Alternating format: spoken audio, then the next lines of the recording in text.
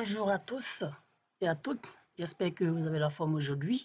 Donc, bienvenue sur votre chaîne du génie civil, la chaîne AS Ingénierie officielle, la chaîne qui vous enseigne en fait la formation du différents logiciels, calcul de structure, ainsi que le calcul manuel des éléments du porteur. Donc, on a commencé le dimensionnement du radier. On a fait la modélisation. On a vu comment on peut modéliser un radier sur robot. On a fait le ferraillage du radier. On était ici. Voilà, c'est le résultat qu'on a obtenu lors de la dernière séance. Aujourd'hui, on va voir comment on peut vérifier le radier. Parce que le radier, il faut vérifier. Il y a certaines règles à vérifier. Mais la plus importante, c'est le poinçonnement qu'on doit nécessairement vérifier. Donc, avant de passer à vérifier le poinçonnement, en fait, je vais vous montrer comment le principe du poinçonnement. Le principe de poinçonnement, il est le suivant. En fait, c'est la condition suivante qui vérifie le poinçonnement.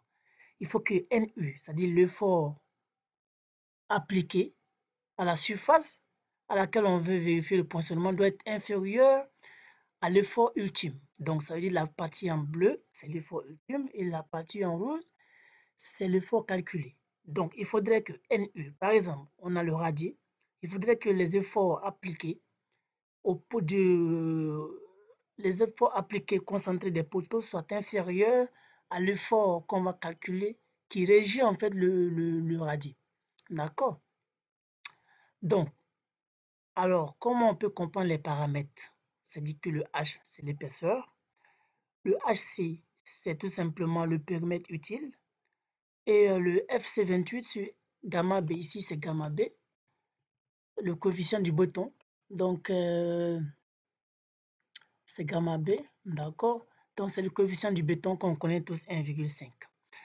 Alors, ensuite, si, juste un complément, si le poinçonnement n'est pas vérifié, qu'est-ce qu'on peut faire? On doit augmenter l'épaisseur du radier. Ça, c'est la solution la plus adoptable, c'est la plus utilisée. Donc, on va revenir en fait à notre radier. Donc là, on a le radier. Ensuite, on va partir sur la partie poinçonnement. On va cliquer sur dalle poinçonnement. Alors, qu'est-ce qu'on voit? Vous voyez que le poinçonnement, c'est ça.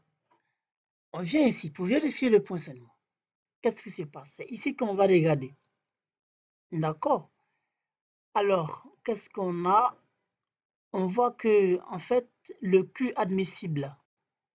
Qu'est-ce que vous voyez? Le Q ad, c'est le Q admissible. Et le Q, c'est en fait, au lieu de parler de NU, eux parlent de Q. Donc, ça veut dire que le Q ad, c'est le 0,45 fois U fois H fois FC28 sur gamma B, c'est ça qui est le Q ad.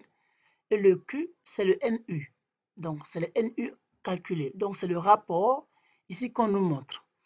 Donc, si le rapport là est supérieur à 1, c'est bon.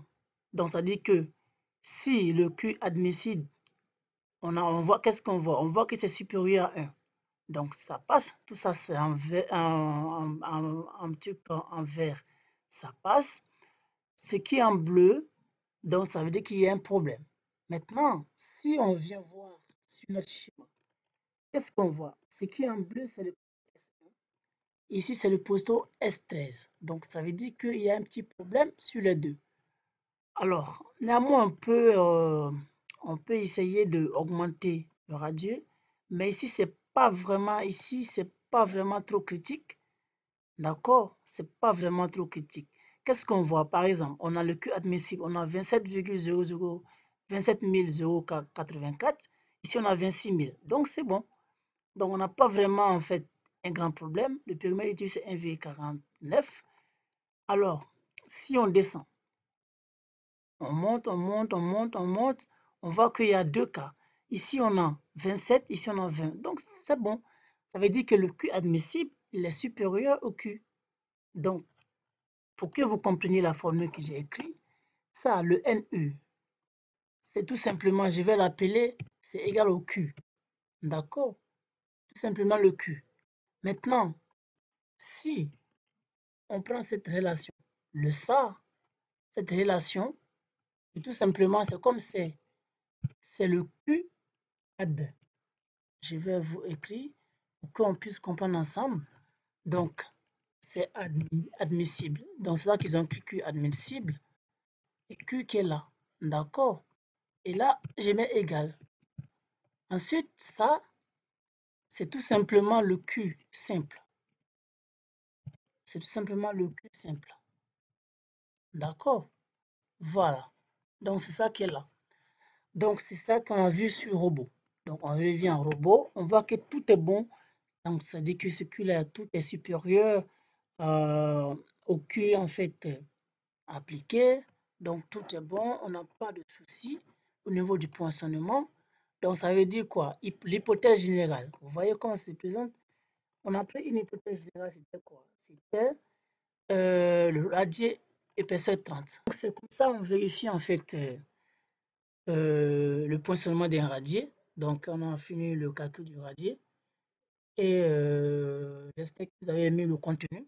N'hésitez pas à nous contacter pour d'éventuelles questions. Nous sommes à votre disposition et à très bientôt.